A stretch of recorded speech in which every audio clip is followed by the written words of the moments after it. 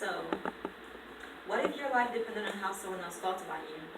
Better yet, what if your mom basically decided she didn't want to have you based on some certain circumstances? So she decided to kill you in her stomach. Do you think she would have been happier then or now? Okay, my name is Esther Egby, and today we're going to be talking about why you should go pro-life. And the title of my speech is Pro-Life is the Best Life. Today we're going to discuss the need to be pro-life, and then we'll talk about the satisfaction of being pro-life.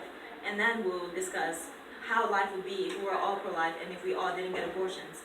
And last but not least, we're going to discuss what we can do to prevent people from going pro-choice and to save as many souls as possible. Ronald Reagan once quoted, "I've noticed that everyone who is for abortion has already been born. You cannot tell if a kid lives or if a kid dies if you're not that kid first of all, or if you haven't been in that kid's situation, or if you haven't even created the kid." According to National Economics editorial, an article written by Spencer P. Morrison, in 2016, as you can see over here, there were 77,983 legal abortions, there were 42,890 first-time abortions, and there were 46,151,640 accumulative abortions. So basically that means the abortion rate increased. So think about all those lives that were taken away, like between in the thousands or the millions. Maybe some of them could have been our future president, or maybe some of them could have been your future soulmate or someone of great significance, and you basically ended their lives. And if you end someone's life, you're ending their fate. And killing and turning someone else's fate can change another person's fate, and that's just kind of ruining the whole cycle. We need to stop abortion because it affects not only the woman, putting her life at risk, but it also affects a family. On June 24, 2019, LagunaTreatment.com reported that women with abortion were 81% more likely to experience mental health struggles, with 155% of them more likely to commit suicide. And also the siblings of the family, they're very, like the siblings of the child who was aborted, they feel very bad because they feel like, hey, why do I get to live? My sibling didn't get to live. And also the husbands, they feel like they don't have a right, like they don't have a say. And I believe they do, because at the end of the day, it's the husband's baby as much as it is the wife's. Like I said before, the women and families, they end up depressed, broken, or separated. And the thing is, the babies, they go away, not the memory. Like some women, they try getting rid of the baby, thinking the baby's gonna go away, everything's gonna change.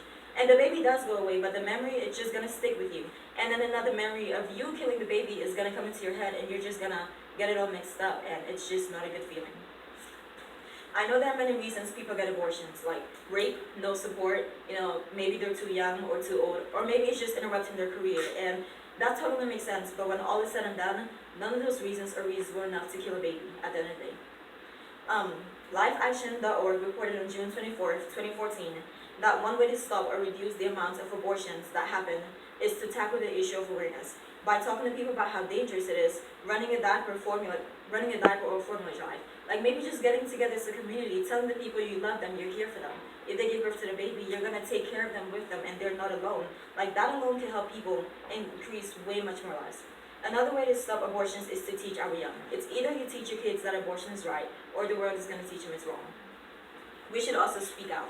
Many women have abortions because they're confused and they don't know what to do. They don't have anyone to help them. And unfortunately, they're surrounded by quote-unquote friends who tell them abortions is the right way to go.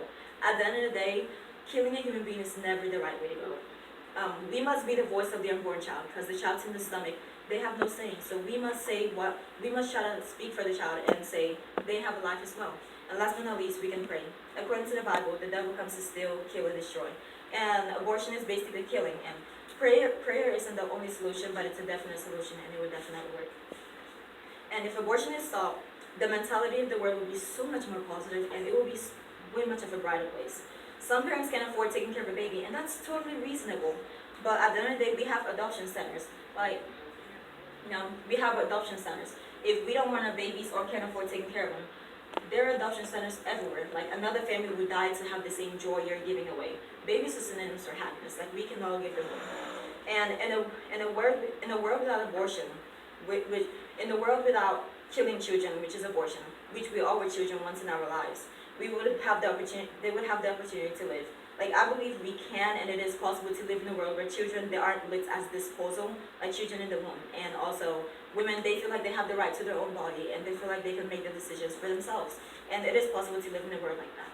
Psalms 127 verse 3 says, children are a gift from the Lord. They're a reward from Him. Why would you want to give away gifts that's barely, like, lots of women out there, they're trying to give birth, but they cannot. So if you do have the womb, take it. I mean, I know you might be too young, but you could still get help and support from the community. And although a world without abortion would have way much more responsibilities, like taking care of the kids, and maybe it might get overpopulated, it would still have way much more joy, way much more peace and happiness, because that's what children bring. So we need to go out there and make sure we save as many lives as possible. I mean, we won't save every life, that's for sure, but every woman we talk to, every family we talk to, and every life we at least try to save, every person we convince, that's one life to save, and that's one more person that could do something great in this world and change the world for better.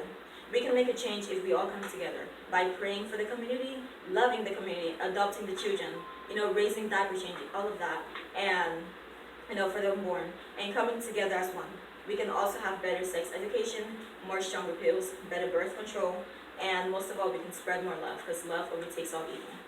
I hope after this speech you choose to go pro-life with me, because at the end of the day, pro-life is the best life.